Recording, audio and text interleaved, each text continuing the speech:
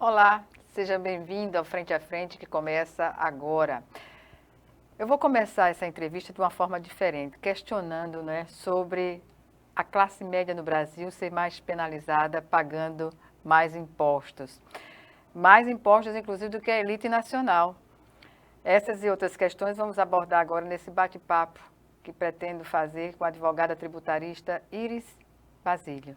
Iris, seja bem-vinda ao Frente a Frente. Estamos no momento de acertar as contas com o Leão, né? E aí eu pergunto, por que a classe média no Brasil é frequentemente mais penalizada nessa questão de pagamento de tributos? Boa tarde, Gorete. Boa tarde a todos os telespectadores. E isso acontece porque no Brasil a tributação ela é regressiva, ou seja, quem pode menos ou quem recebe uma renda menor paga proporcionalmente muito mais do que quem recebe altas rendas aqui no nosso país. Não só em termos de renda, mas também em termos de consumo. A tributação sobre o consumo também penaliza os mais pobres. Pois é, mas há segmentos, por exemplo, quem tem jet ski não precisava pagar taxa também de imposto. Como essas questões são colocadas?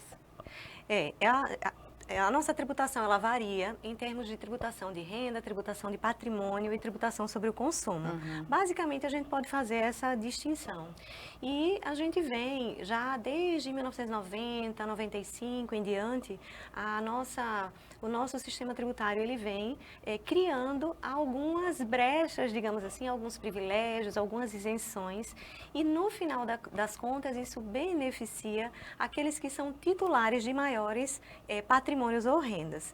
E aí eu posso citar alguns exemplos. E a gente pode partir do consumo propriamente dito? Sim, a gente pode, falando do consumo especificamente, o que nós temos é o seguinte, a tributação sobre o consumo no Brasil, ela é uma tributação que corresponde a aproximadamente 40% de tudo que é tributado, de toda a arrecadação no nosso país. Isso é muito. E consome mais bens e serviços também, né? Se a gente comparar com outros países. Então, a gente tem uma tributação muito grande sobre o consumo. E outros países, por exemplo, a gente tem 27%, 20 e poucos por cento de tributação sobre o consumo. Aqui a gente tem mais de 40%. O que isso significa? Isso significa que uma grande parte do que o nosso país arrecada em termos de tributos em geral, e quando a gente está falando de consumo, a gente está falando de ICMS, ISS, PIS, COFINS, IPI, esse tipo de alimentos, tributo que incidem sobre alimentos, vestuário, medicamentos, eletrodomésticos, serviços de um modo geral, serviços educacionais, advocatícios, médicos, todos esses serviços e bens, né, bens e serviços, eles são tributados por esses impostos e contribuições. Então, quando a tributação ela é muito pesada sobre o consumo, o que é que acontece? Não é possível avaliar quem está comprando ou consumindo. Então, a tributação vai ser a mesma para todo mundo. Isso quer dizer que quem paga por R$ 100 por um determinado item, né, ou faz R$ 100 de compra no supermercado, proporcionalmente à sua renda ou à sua condição financeira, vai estar pagando muito mais do que aquele que tem uma condição financeira muito maior. Então, se a gente aplica a mesma tributação sobre bens e serviços para todo mundo, quem pode menos vai terminar proporcionalmente pagando muito mais. E a classe média neste contexto, porque é o que se diz que a classe média é que paga mais tributos no Brasil. Aí aqui está, eu vou lhe passar um dado, que é um dado do IPEA, né? Tem estudos recentes sobre a tributação da renda e sobre justamente como é essa distribuição da renda e da tributação no nosso país. Esse é um estudo de 2024, tomou como base alguns dados de 2020 a 2022. E, de acordo com esse estudo do IPEA, aqueles que são considerados ricos no Brasil, os 10% mais ricos, são aqueles que recebem renda a partir de R$ 71 mil no ano. Isso dá R$ 6 mil por mês. Ou seja, né, a grande maioria de quem a gente conhece está nessa faixa salarial. Então, né, o que é a classe média, se a gente pode considerar já como ricos, os 10% que recebem mais na população, que são a partir de R$ 6 mil por mês. É uma utopia, né? Agora, como determinou-se essa situação? E por que não se corrige também? A gente chegou a essa situação de desigualdade tributária ou de injustiça tributária, né, que a gente pode dizer assim, porque, especialmente se a gente agora falar Então, a tributação do consumo, ela é por si só uma tributação já prejudicial para os mais pobres, porque ela tributa igual, como eu disse, os itens, independentemente de quem compra. E como é que a gente poderia, então, pensar numa tributação um pouco mais justa, né? E mais igualitária, se a gente pensar, por exemplo, na tributação da renda. Então, a tributação da renda é uma tributação que ela deve levar em consideração as características do contribuinte, as características pessoais do contribuinte, né? Quanto ele recebe de renda, quanto, por exemplo, ele tem de despesas médicas. É claro que duas pessoas com a mesma renda, mas sendo que uma é portadora de uma moléstia grave, um câncer, uma doença que precisa desembolsar valores expressivos todo mês, a título de medicamentos e tratamentos, ela vai ter uma condição financeira inferior e menor do que aquela pessoa que tem a sua renda livre sem comprometer com esse tratamento de saúde, etc. Então, o imposto de renda... É injusto, não é? Bastante. O imposto de renda... Mas a gente tem alguns mecanismos para promover a justiça fiscal no âmbito do imposto de renda, como a própria isenção do imposto para... essas condições. Aposentados, né, que têm essas moléstias graves, por exemplo. Mas isso está muito longe de a gente atingir um cenário ideal. E aí, por quê? Por quê? Por alguns fatores que, como eu disse, desde 1990, 95 em diante, a gente veio implementando no nosso país, eu digo, nossas leis, que criaram isenções para situações que no mundo inteiro são tributadas. Então, por exemplo, a tributação de lucros e dividendos.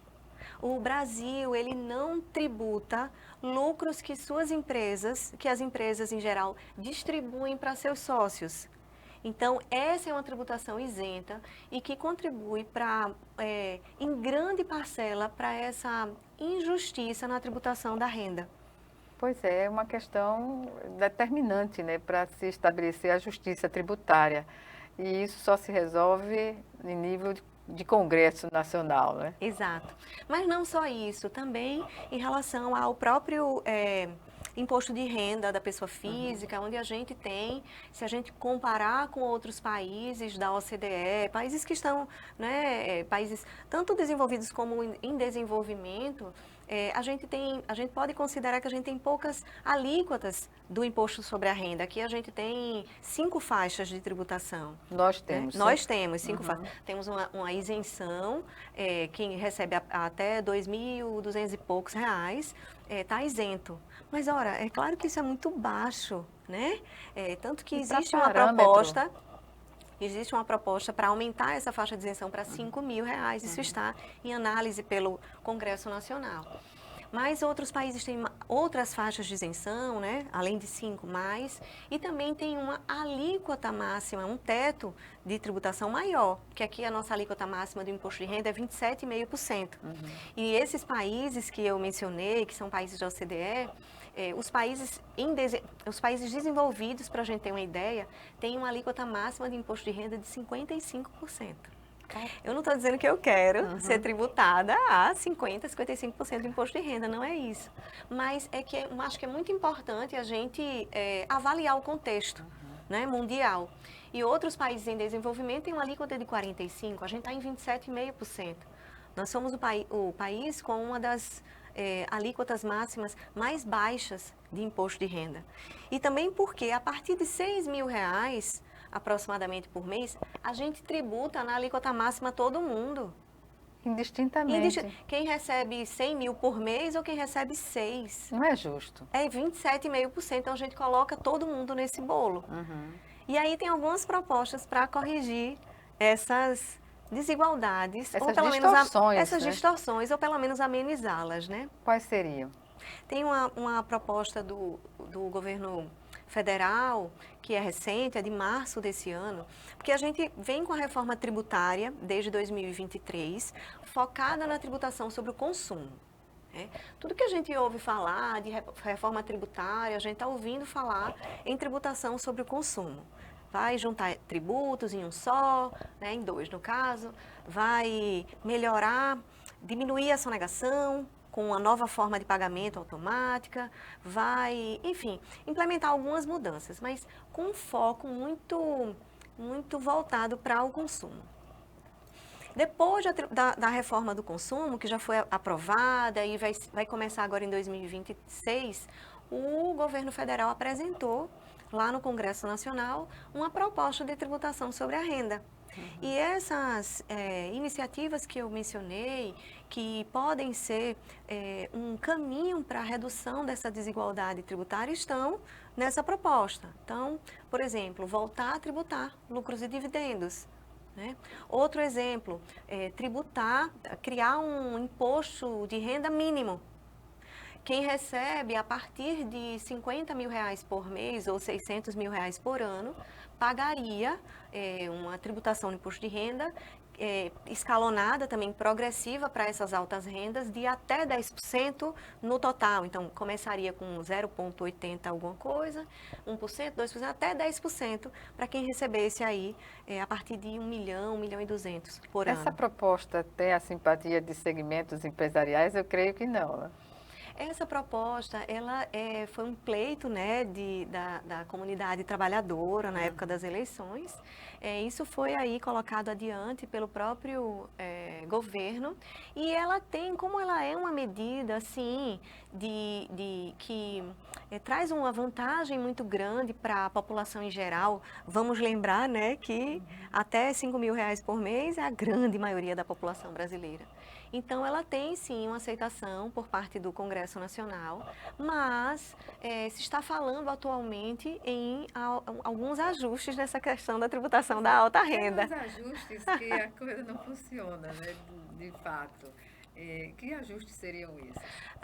Eu não vi nada no papel ainda, mas as notícias, né, são no sentido de não tributar a partir de 50 mil, mas a partir de 100 ou 150 mil por mês. Faz diferença? Faz bastante diferença no final das contas, porque é muito importante a gente pensar que essas pessoas, esse 1% da população brasileira que tem rendas altíssimas consideradas com o restante, pagam 2,5% no final das contas, ao passo que todo o restante da população brasileira paga em torno de 10% de tributação do imposto de renda. Então, quando a gente tributa, nem que seja os que recebem acima de 100 ou 150 mil reais, né, por mês, de todo modo, isso já ameniza essa desigualdade tributária da renda. Uma correção, né, tributária que se estabelece com a aprovação dessa proposta.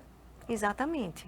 Não corrige, mas ameniza. Ameniza a situação, né? Exato. Porque já virou algo do popular mesmo, de afirmar que no Brasil se paga imposto e não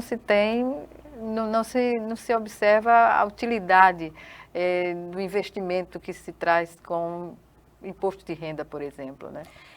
É muito importante, quando a gente está falando de tributação, a gente fazer uma distinção entre o momento tudo que acontece até o momento do pagamento do nosso boleto, né, do imposto ou do tributo em geral, e o que acontece a partir daí. E isso exige do contribuinte, né, e de todos os atores aí dessa seara tributária, isso exige duas providências diferentes. Então, quando eu estou falando de edição de leis e definição de alíquotas e tudo mais, é muito importante nós, contribuintes, e o legislativo e a sociedade civil, ficar atenta a se todos os limites de tributação estão sendo obedecidos, porque a gente tem uma proteção do contribuinte na nossa Constituição. Então, existe um verdadeiro estatuto de defesa do contribuinte na nossa Constituição, que proíbe excessos. Então, até o momento do pagamento do DARF, a gente precisa pensar em termos de Constituição, o que está sendo implementado e está sendo feito, está atendendo aquilo ali.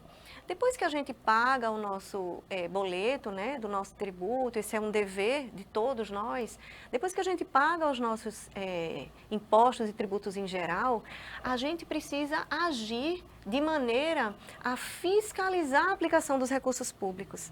A gente isso eu falo tanto em termos de escolha dos nossos governantes, como em termos de fiscalização mesmo da aplicação desses recursos, porque existe, a sociedade civil, ela tem esse poder de fiscalizar a aplicação dos recursos.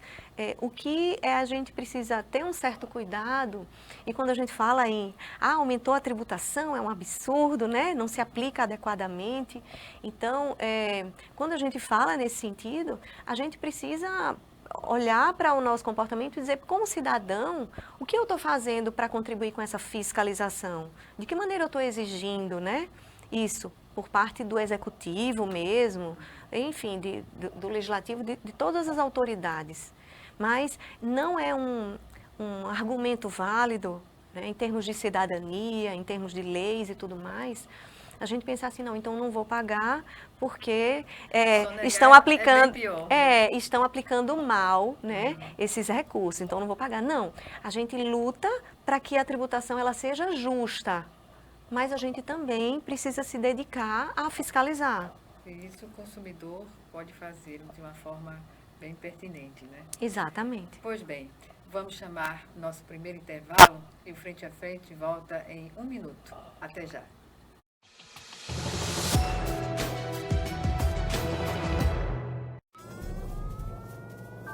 Há mais de 40 anos, um grupo de médicos criou uma organização de emergência médico-humanitária capaz de oferecer ajuda às pessoas em meio a desastres naturais, epidemias ou guerras, atendendo os mais necessitados sem se importar com raça, religião ou ideologia. Hoje, Médicos Sem Fronteiras envia equipes totalmente preparadas para responder a emergências por todo o mundo. Nossos profissionais são financiados por pessoas como você e eu. Conheça-nos, participe, apoie, porque juntos chegamos mais longe.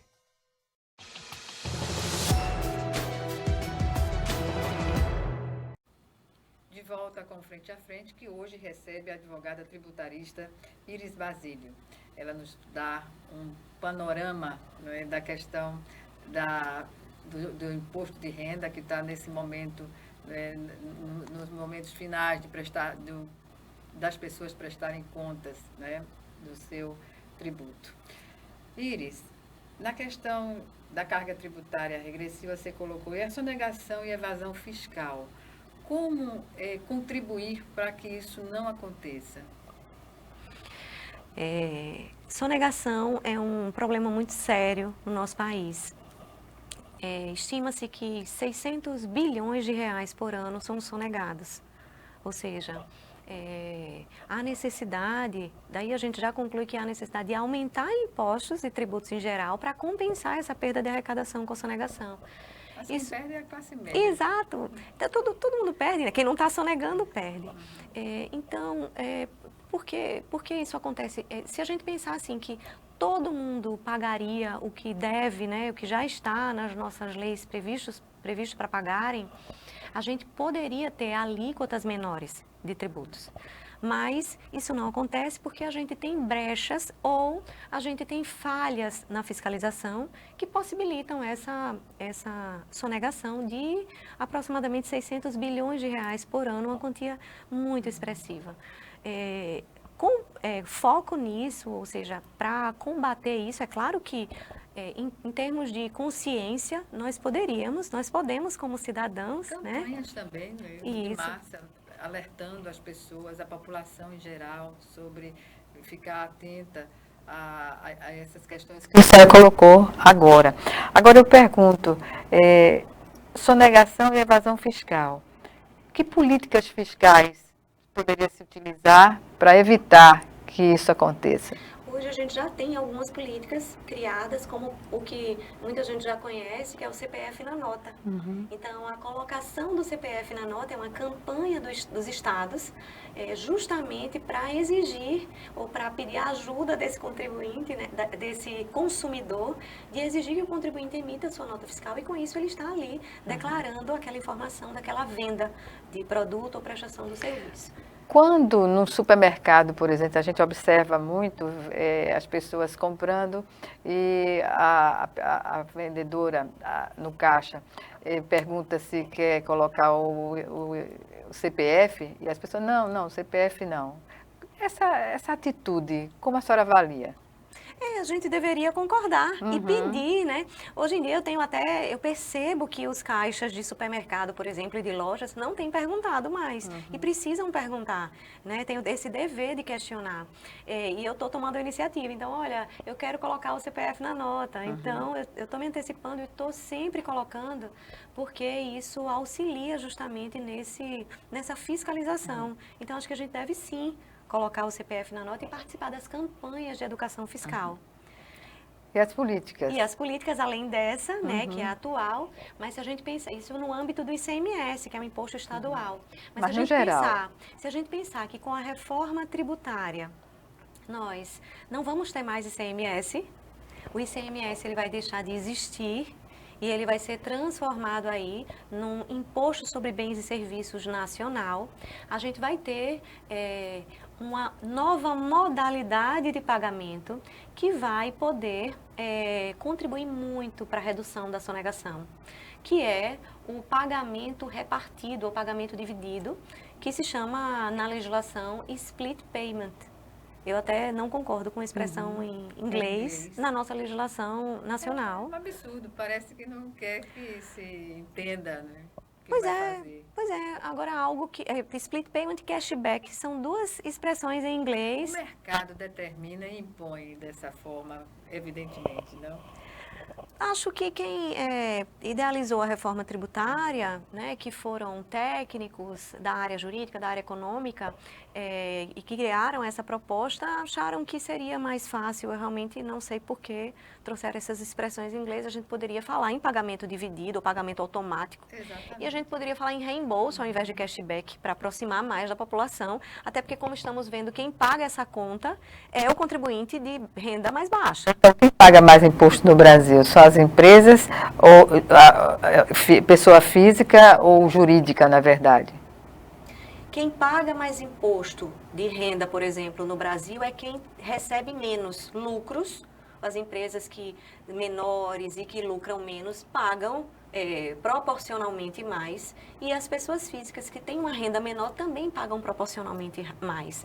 Tem um estudo sobre a tributação da renda da pessoa jurídica, né, no caso das empresas, que ele demonstra ali, comprova que as empresas elas pagam muito menos do que as alíquotas que estão ali previstas na legislação. Que, por exemplo, para o lucro real seria 34%, mas essas empresas não pagam, acho que nem 20%. Isso inclui as pequenas e médias empresas no Brasil? Sim, inclui todas, inclusive as do Simples Nacional. No geral... Quem sofre mais? Que segmento sofre mais em relação à carga tributária? Não tem como a gente pensar num segmento. Mas talvez pelo porte da empresa mesmo. Então, as menores, elas vão pagar proporcionalmente mais, porque a tributação ela é regressiva para todos. É uma discrepância da carga tributária, isso só se resolve no Congresso, e não há organização dos segmentos que se sentem atingidos, é o que se observa, né? Então, em termos, por exemplo, de sonegação e também de uma diminuição da regressividade, no âmbito do Congresso, a própria reforma tributária, ela vai trazer alguns remédios para isso. Quando eu estava falando de sonegação, e aí eu falei do CPF na nota no âmbito estadual, no âmbito nacional a gente vai ter esse tal split payment, que é esse pagamento automático. Então, o que a gente tem hoje? Hoje a gente tem uma distância muito grande entre o que acontece no mundo prático, de vendas e prestação de serviço, com o que é efetivamente declarado e recolhido em termos de tributos. Com a reforma tributária, isso vai mudar, Por quê? Porque para cada venda realizada, já vai haver uma espécie de tributação na boca do caixa, na fonte. Então, hoje, como acontece a tributação? As empresas, elas recebem aquele dinheiro ao longo do mês, seja dos produtos que venderam, dos serviços que prestaram, e elas, no mês seguinte, elas vão calcular seu boleto de pagamento dos impostos e vão pagar esses impostos. Então, elas vão declarando e depois é que elas pagam. No mês seguinte ou no trimestre seguinte. Com a reforma tributária, nos tributos sobre o consumo, ICMS, ISS, PIS, COFINS, que vão se transformar no IBS e na CBS, esse pagamento vai ser automático. No momento em que o cliente da empresa ou o cliente do prestador de serviço fizer o pagamento no banco via Pix, ou débito, ou cartão de crédito, ou boleto, ou o que for, automaticamente esses tributos sobre o consumo vão entrar no caixa do governo. Então, vai ser vinculado ao sistema bancário. Vai ter uma transparência maior, não é? Transparência maior, redução de sonegação, porque se você escolher não declarar, você está escolhendo não receber. Também. Então, não vai poder receber. Não é vantagem. Então vai receber, mas automaticamente vai declarar e automaticamente vai pagar os tributos. E eu acho que isso vai ser uma mudança muito grande de paradigma. Acredita que passa? Já passou. Já, aliás, passa do ponto de vista de já terem aprovado, e o dia a dia, porque a gente se surpreende com a forma existente de driblar legislação, não é? A reforma ela foi aprovada via alteração na nossa Constituição em 2023. Em 2025, agora em janeiro, 16 de janeiro, a lei complementar que prevê essas questões que eu mencionei, desse pagamento automático, etc., ela já entrou em vigor, ela já foi aprovada, né? Então ela já está valendo, que é a Lei Complementar 214 de 2025. Não tem como a gente voltar atrás. Eu acredito muito, sim, que a reforma tributária ela é um caminho sem volta. E a Receita Federal, inclusive, já está com o sistema de pagamento automático pronto. E agora, já nesse mês, a gente está em maio, né? Agora, esse mês, a Receita já pegou 500 empresas para fazer testes a respeito do split payment, dessa forma de pagamento automática. E ela vai avaliar até dezembro, e em 2026 a gente já acredita que vai começar a valer. Que bom. Em geral. Por que há uma discrepância tão grande na carga tributária entre diferentes setores da economia? Se a gente estiver falando, por exemplo, no Simples Nacional ou no lucro presumido, que são regimes de tributação com base em presunções, eles não tomam como base a realidade do lucro dessas empresas. E aí sim, quando a gente vê o Simples Nacional, a gente vê uma diferença muito grande de alíquotas, né? 3,5%, 4%, enfim, são várias tabelas, comércio, indústria, serviços, etc. E dentro dessas tabelas, várias alíquotas. Essas alíquotas, elas foram criadas, na verdade, todo o Simples Nacional, ele foi criado por um motivo de praticabilidade tributária. Como a tributação pelo lucro real, que é aquela tributação que realmente apura o que a empresa recebeu de lucro, ficou de lucro, considerando as despesas dedutíveis, os custos da atividade. Essa forma de tributação é mais burocrática. Então, foram criados regimes alternativos, como o Simples Nacional e o lucro presumido, que esses sim têm uma variação muito grande de alíquotas. E isso porque, com base em estudos antigos da Receita Federal, essas empresas elas conseguiriam arcar com essa tributação. Isso estava mais próximo do lucro delas. Mas a realidade muda, né? A realidade muda e a gente precisa de estudos mais atuais. Ainda remonta a quanto tempo, por exemplo? O Simples Nacional é de 2003, 123, de 2006, aliás, né? E o lucro presumido ele é um pouquinho anterior, mas todos tomam como base estudos mais antigos, levando em consideração essa variação do que a gente acredita que é o lucro das empresas. Mas se a gente for pegar a tributação padrão do lucro, por exemplo, ela é uma tributação de 34%, em termos de imposto de renda e contribuição social sobre o lucro. Dá otimismo? Um pouco. Acho que a reforma tributária, o que a gente vê de grande mudança no cenário tributário do Brasil é a reforma tributária. E agora essa etapa da tributação, da mudança da tributação sobre a renda, que a gente pode falar em reforma tributária da renda. Então, a reforma do consumo e da renda. Dá um pouco de esperança, alento, né, de otimismo, né? de alento, mas também dá uma certa tristeza de perceber que uma grande oportunidade foi perdida, né? Porque a gente, por exemplo, na reforma do consumo, a gente fica focando também numa tributação muito grande do consumo, que isso é ruim para o país. Mas se fala muito em reforma possível. Mas, de fato, o consumo é um dos responsáveis pelo aumento tributário, né? Deveria haver, o que se defende em termos de justiça fiscal, justiça tributária, é uma menor tributação do consumo e uma maior tributação de rendas, uma maior Pra tributação de equilibrar. patrimônio, né, grandes heranças, grandes fortunas. Então, se caminhar mais para isso, para que a gente chegasse Para a um fazer um cenário ajuste. de justiça fiscal. Pois bem, as grandes fortunas fica difícil também. Vamos chamar agora o nosso segundo e último intervalo. E já, em 1 minuto, Frente a Frente está de volta.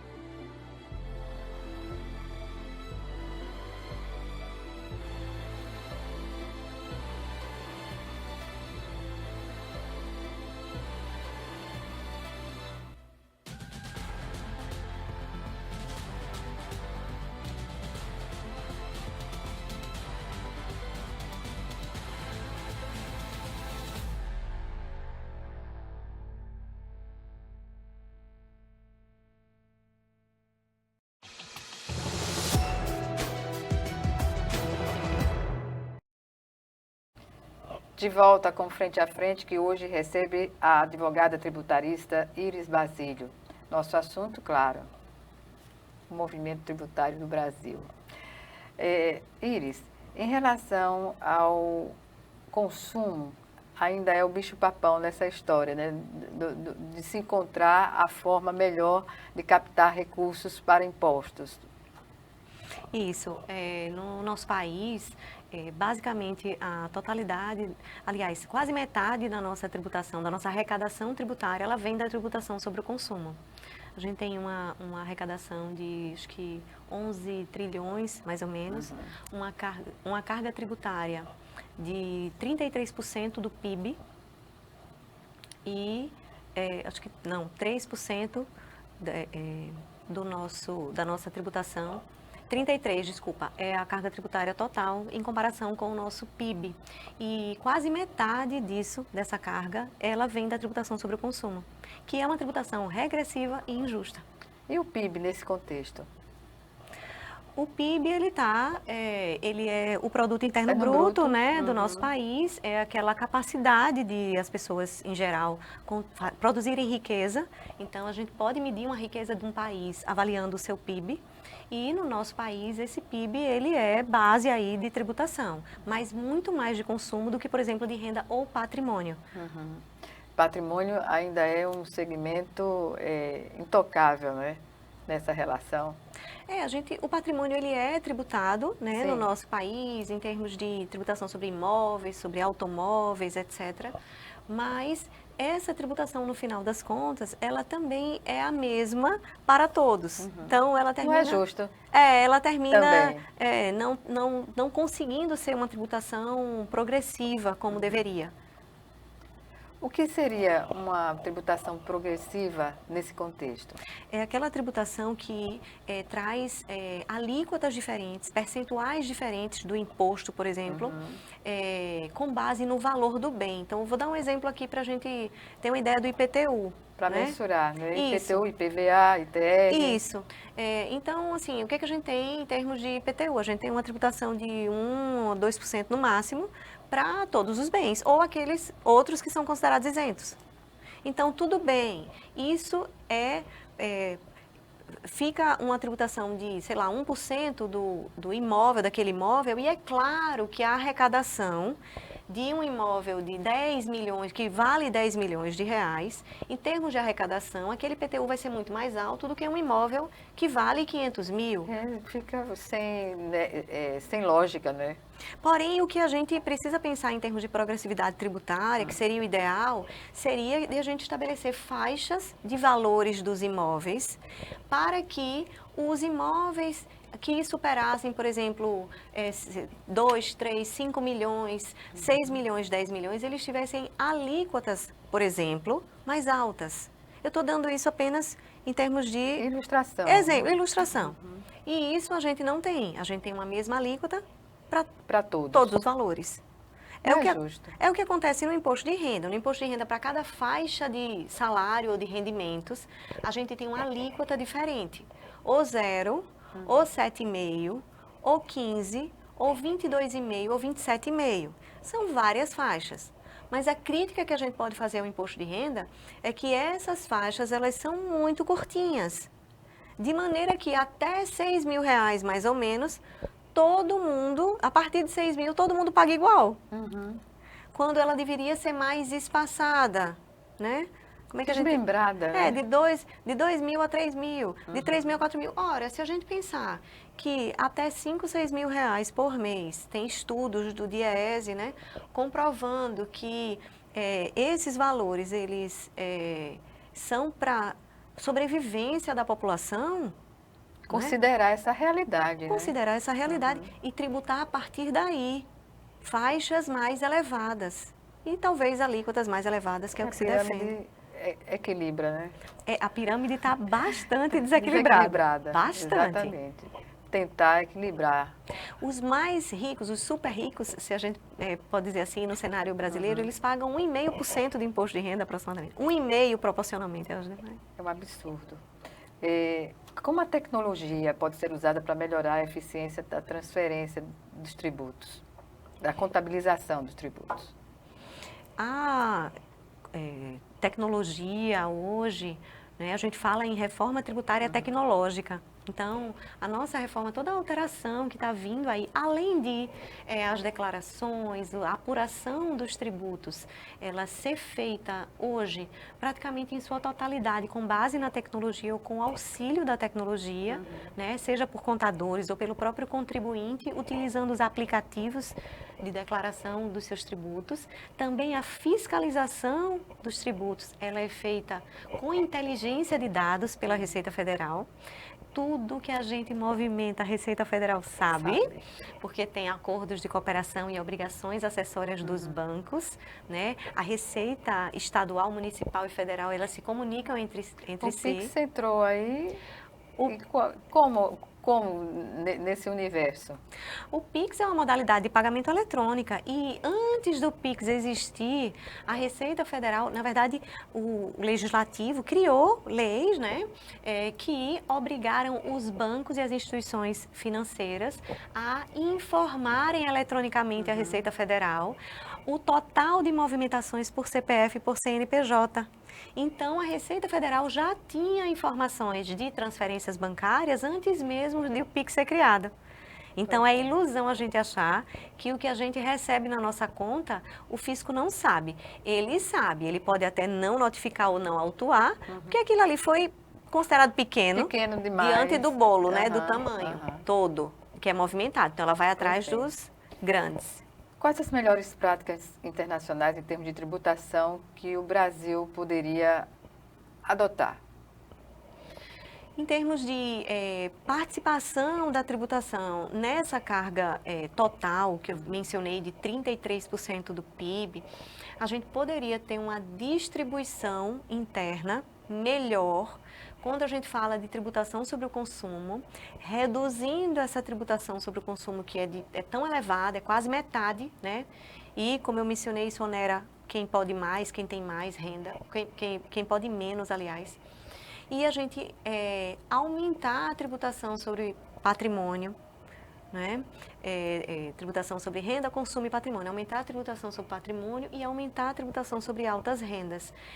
Esse é o caminho de uma justiça tributária internacionalmente falando. Mas sempre houve reação inversa a essa tentativa no Brasil, né? Pois é, sempre houve essa, como é que eu posso dizer, esses obstáculos criados pelos principais atores, né? Quem pode efetivamente aprovar essas iniciativas, porque é muito difícil a gente pensar no coletivo, né? Nossa natureza é de pensar no individual.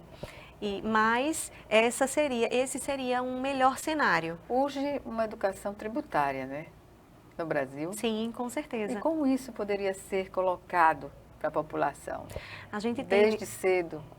A gente tem iniciativas muito importantes em termos de educação fiscal, que a gente chama a educação tributária, que vem desde as escolas, desde o ensino fundamental. O princípio está lá, né?